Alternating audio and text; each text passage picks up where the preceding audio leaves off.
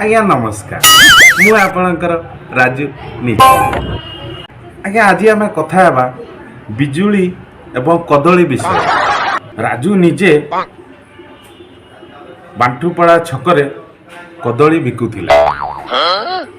बिजुली विभागर जड़े वरिष्ठ ऑफिसर कदली किणवाकू आसिले। पचारिले अरे राजू कदली दर्जन किलो केते? मु कहली कदली कौन पाई नेबे आज्ञा? हठात से ऑफिसर पचारे मते अरे तमाने कदली कौन पाई नेबी माने?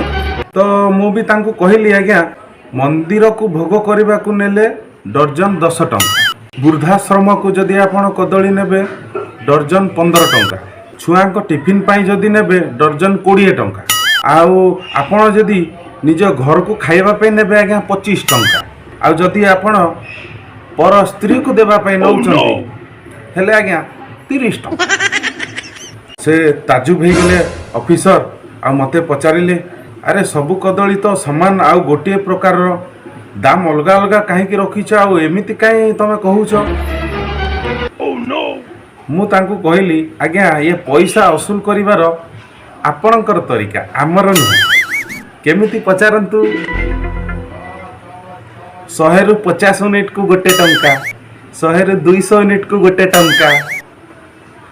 आपण जो इलेक्ट्री आमको देइछंती गोटे खुंटर आमे समस्ते नैचे, आपण भी नैचंती आमे भी नैचे, हैं हो ना नहीं?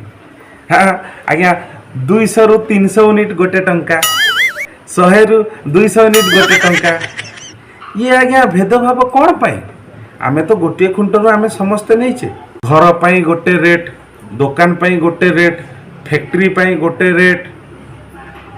हाँ आज्ञा आउ गोटे कथा, मीटर तो आमे थरे किणिके आमे लगेइछे, टंका देइछे, पुणी मासकु मास आपण मीटर भड़ाटा जो जोड़ुचंदी आज की 25 वर्ष हैला से पैसा आज्ञा आमे दउचु, आपण नउचंदी आपण को टिके खराब लागुनी?